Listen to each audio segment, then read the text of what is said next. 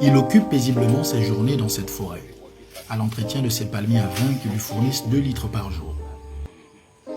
Mais cette forêt devenue n'est autre que le site de l'entreprise Sim Gabon, où Daniel a bénéficié de sa retraite. Mais à la différence de ses successeurs, il a bien échappé à l'onde de choc qui a secoué cette entreprise en 2014.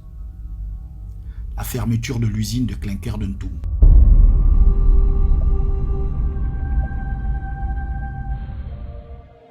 Le nouveau repreneur marocain de Sim Gabon estime que la ligne de production de clinker devient une source de malheur parce que trop dispendieuse.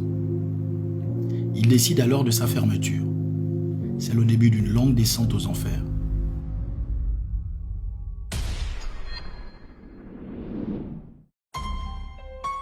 Six ans après, c'est un champ de ruines que nous avons retrouvé.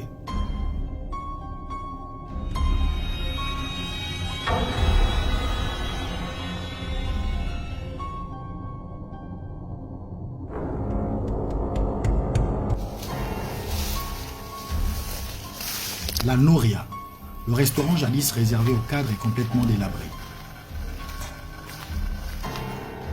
Son court de tennis et sa piscine sont à peine visibles derrière cette végétation. Les vandales ont tout emporté. On avait deux foyers ici, là. En haut, là-bas, c'était pour les agents d'exécution. Et ici, c'était pour les agents d'encadrement, agents de maîtrise. Et puis, c'est là où on recevait un peu, à peu près tout le monde, un peu les étrangers qui venaient pour les visites à Simon-Gabon. C'est là où on les recevait. Et il y avait quoi là? Restaurant? Oui, il y avait un restaurant. Il y avait, comme vous voyez là, il y avait un peu des chambres ici, là. Des chambres. Et ici, il y avait tout. Il y avait presque tout ici. Vous voyez là, tout est saccagé là. On avait même une bibliothèque ici. On avait presque tout ici. Bibliothèque, la cuisine derrière là. Là où vous voyez là. Il y avait la cuisine. Tout ça, c'était les douches, la vianderie, tout ça là. On avait presque tout ici. On avait tout ici. Mais quand on a fermé, bon, il a fallu qu'aussitôt fermer et quelqu'un prend. Bon, comme ça a duré. Vous voyez tout ça là, ça c'était ces endroits. Quand on venait, on mangeait là, et puis on vient. On venait s'asseoir ici. On venait s'asseoir ici, il y avait les chaises, les tables. Vous avez vu la table qui est là. Et c'était bien aménagé, la table et puis les places pour s'asseoir. Vous voyez tout ça, comment c'est dans l'air. Il arrive même des moments où on a les pitons ici. Hein. Et donc voilà la piscine, le tas de la piscine. Et dedans là, quand vous venez là vers la soirée, vous trouvez les poissons, les serpents. Vous trouvez les têtes des serpents qui dehors là. Les serpents sont là. Voilà. Ici là, c'était bien aménagé. Il y a la table avec, vous voyez, voilà. Il y avait la table, il y avait les machins, les places pour s'asseoir. Tout ça là, c'est déjà dans l'air. Tout ça là, c'était bien entretenu, juste là-bas. Vous voyez maintenant comment la piscine se présente. Et nous, on avait demandé la fois passée, qui ferme. S'ils ne font plus l'entretien, s'il n'y a pas quelqu'un qui prend, ils ferment.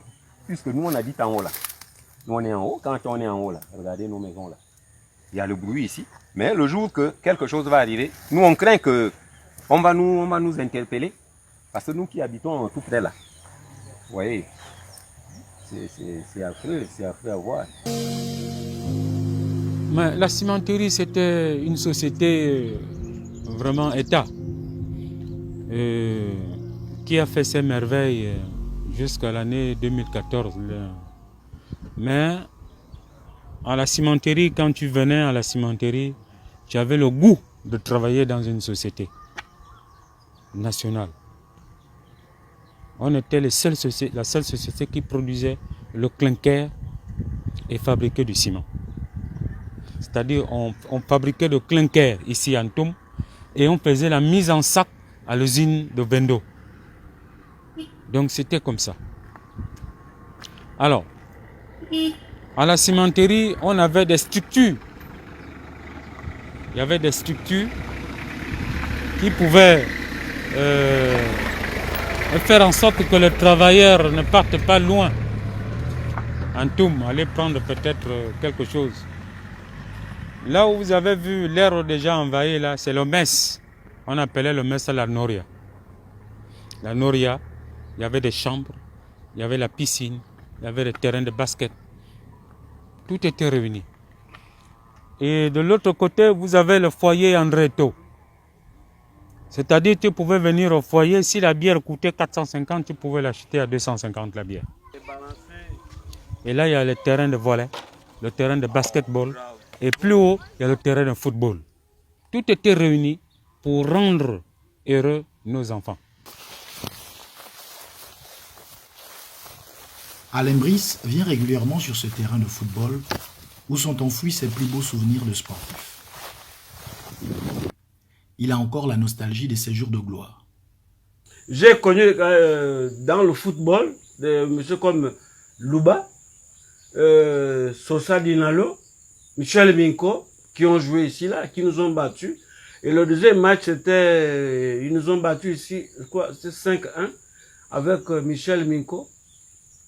Ouais, ici, à ce stade-là, le même. Donc, sont des souvenirs comme ça. Au niveau de ce stade-là, il a été conçu par M. Obama, Jean-Claude. Bon, on appelle ce stade-là le stade Jolibu. Vous avez peut-être là, peut-être vous n'avez pas vu, mais c'était écrit Jolibu. C'est un stade où notre directeur de l'usine avait conçu ça parce qu'il aimait le foot. Après, on appelait ce stade-là le stade Papa Eto. Ce qui fait que, bon, voilà, c'est devenu comme ça, dans l'air, c'est tout. Bon, je parle un peu dans des souvenirs parce que chacun de nous a été embauché à cause du football. Et c'était dans ce stade-là que vous voyez là. Beaucoup de nous avons eu de l'emploi ici. Dès que tu es journaliste, mais tu joues bien au ballon, il n'y a pas de problème, on t'embauche. C'était un peu le système qu'avait M. Obama, Jean-Claude. Et on nous prenait comme ça. Jusqu'à ce que moi qui vous parle là, j'ai fait 25 ans de boîte. Mais plus aucun match ne sera joué ici. Le terrain de foot n'est plus qu'une broussaille, avec des pistes visibles pour les chasseurs et les agriculteurs. En avril 2014, Sim Gabon avait initié un plan social de départ volontaire, entraînant la perte d'emplois directs et indirects de centaines de Gabonaises et de Gabonais. Un plan social pas du tout satisfaisant pour Jean-François, qui a cumulé 33 ans dans cette boîte. On m'a payé, sur 33 ans, on m'a payé 16 millions. On m'a retiré la maison, 4 millions. Je suis resté avec 12 millions 500. Et quand on repart pour recalculer, parce que nous avions porté plainte à l'inspection du travail, quand on refait les calculs à l'inspection du travail, ressort que moi je devais avoir 42 millions.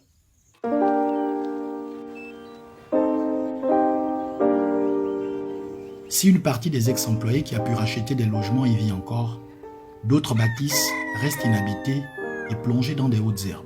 Ici, vous êtes rentré à la cité de la cimenterie.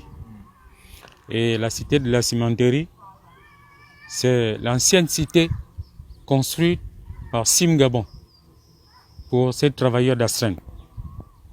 Donc cette cité, il y avait la cité ouvrière.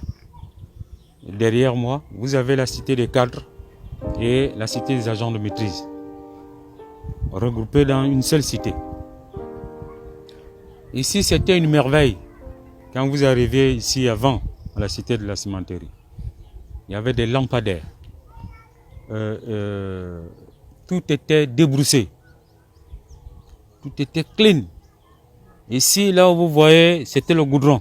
Vous pouvez regarder. Tout était goudron. Après la fermeture de la ligne de produits de clinker d'un tome,